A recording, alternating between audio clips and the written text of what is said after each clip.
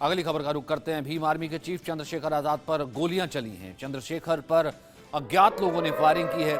Car सवार बदमाशों ने चंद्रशेखर पर फायरिंग कर दी है। कार सवार बदमाशों ने गोली चलाई है चंद्रशेखर पर। भीम आर्मी चीफ पर गोली चली है। गोली चंद्रशेखर को छूकर गुजर गई है। चंद्रशेखर आजाद को अस्पताल में भर्ती कराया गया है। जिला कलेक्टर और एसएसपी घटनास्थल के लिए रवाना हो गए हैं। ये तस्वीरें भी आ गई इस वक्त। ये देखिए, गोली उनको छू करके चली गई। एसएसपी पहुंच गए हैं, तमाम लोग और पहुंच गए हैं, लेकिन ये कहां हमला हुआ, किस तरीके से हुआ, किसने करवाया, इस बारे में जो है हम अभिषेक सिंह जो हैं उनसे डिटेल हम लेंगे। अभिषेक, क्या है डिटेल इसकी?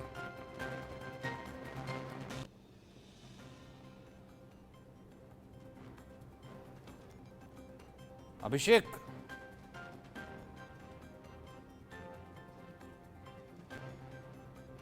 तक आवाज ही नहीं आई है। तो चंद्रशेखर को छू करके गोली निकली है। कुछ हमलावर थे जो पीछा कर रहे थे और चंद्रशेखर आजाद को छू करके गोली निकली। अब पीछा कर रहे थे और बिल्कुल करीब आकर के गोली मारना, तो ये जाहिर सी बात है चंद्रशेखर निशाने पर रहे होंगे। चंद्रशेखर जो भीम आर्मी है, भीम आर्मी के चीफ हैं।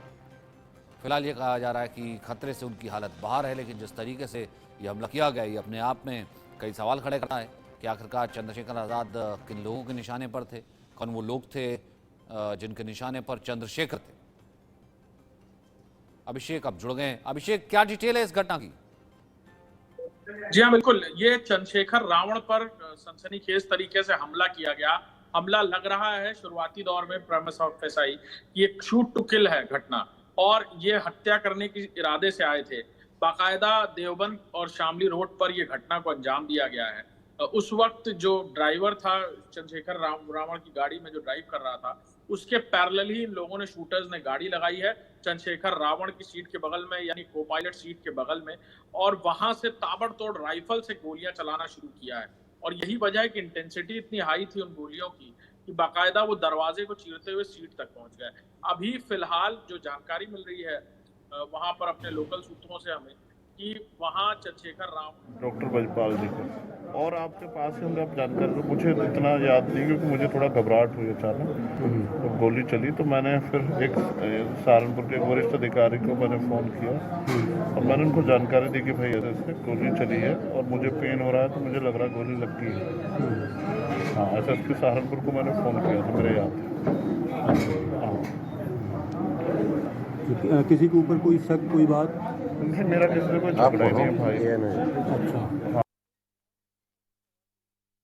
तो फिलहाल कहा जा रहा है खतरे से बाहर है। हालांकि बात भी कर रहे थे, कह रहे थे कि मुझे ऐसा लगा कि मुझे गोली लग गई है क्योंकि मुझे बहुत दर्द हो रहा था।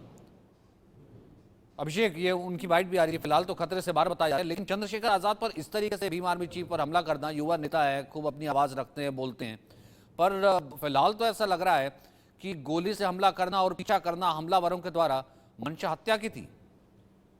बिल्कुल शूट टू किल के इरादे से आए थे, और ये जो अटेम्प्ट है ये पूरी तरह हत्या को अंजाम देने जैसा ही अटेम्प्ट लग रहा है। क्योंकि जिस तरह से जानकारी मिल रही है कि गाड़ी को पैरेलली फॉलो करके को पायलट सीट पर, को ड्राइवर सीट पर ही गाड़ी को फॉलो किया गया, उसी तरफ से शीशे नीचे उतार कर गाड़ियों से ताबड़तोड़ गोलियां चलने लगी। राइफल का ये फायर दिख रहा है जिसकी इंटेंसिटी इतनी ज्यादा थी कि वो बाकायदा गाड़ी के दरवाजे को पार करके गद्दी के अंदर, यानी सीट के अंदर जाकर गोली धसी है।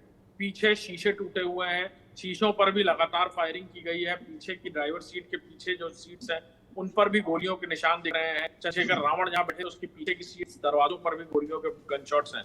तो ये पूरी जो घटना है इसे बाकायदा प्लान करके अंजाम दिया गया। कोई ना कोई ऐसा था जो पीछा कर रहा था, उसे मुफीद जगह लगी। हालांकि अब ये बड़ा चैलेंज होगा शामली पुलिस के लिए भी कि वहां पर जो रोड पर सीसीटीवी फुटेजेस हैं उनमें क्या फुटेज आई है। हालांकि गाड़ी को आइडेंटिफाई करने की कोशिश की जा रही है और आसपास के जो बॉर्डर हैं उन्हें सील करने के आदेश दिए गए हैं। अभी चंद्रशेखर रावण खतरे से बाहर हैं सीएससी में, क्योंकि 3 से 4 लोग उनके साथ गाड़ियों मौजूद थे। इसकी भी तस्दीक की जा रही है कि किसी और को तो गोली नहीं लगी है। चंद्रशेखर रावण हमें बता भी रहे थे, कैसे हम बाइट सुन रहे थे उनकी, उन्होंने बताया कि उन्होंने खुद एसएसपी शामली को फोन करके जानकारी दी कि उन्हें लग रहा है उन्हें गोली लग गई है। हालांकि गोली नहीं लगी, वो बाल बाल बचे। और जिस तरह से गोलियां चलाई गई उसका मकसद बिल्कुल साफ था कि चंद्रशेखर रावण ही टारगेट रहे होंगे शूटर्स का। वजह क्या है किसने हत्या प्लान करने की कोशिश की है, किसने घटना को प्लान करने की कोशिश की, सुपारी किलर्स थे या कोई व्यक्तिगत रंजिश रही होगी चंद्रशेखर रावण की। पार्टी के अंदर तो कोई कलह नहीं है जिसकी वजह से उनको कोई रास्ते से हटाना चाहता है।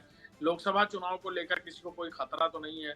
ये सारी बातें हैं जिनके सवाल अब पुलिस को जानकारी करनी होगी, इन्वेस्टिगेशन का पार्ट है। चंद्रशेखर रावण से भी अभी इनिशियल पूछताछ नहीं हो पाई है कि आखिर जब वो लोग गोली चला रहे थे कि किसी का चेहरा देखा था, वो लोग गोली चला रहे थे तो कौन सी बंदूक थी, उनके साथ भी कुछ लोग रहते हैं जो आर्म्ड होते हैं, क्या इनकी तरफ से भी रिटेलिएट करते हुए गोलियां चलाई गई, क्या उधर किसी को गोली लगी है शूटर्स में से, गाड़ी का नंबर कौन सा देख पाए, गाड़ी कैसी थी। अच्छा, प्रशांत त्यागी के पास और भी इंफॉर्मेशन हो सकती है क्योंकि वो देवबंद से हैं और नजदीक से हैं, क्योंकि उसी रोड पर जो है गोली चली थी।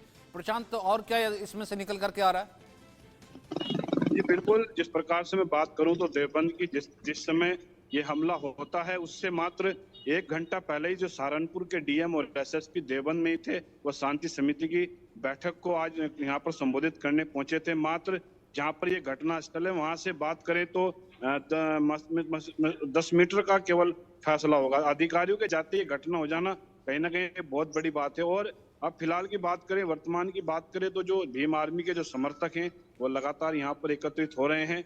बताया जा रहा है कि कहीं जाम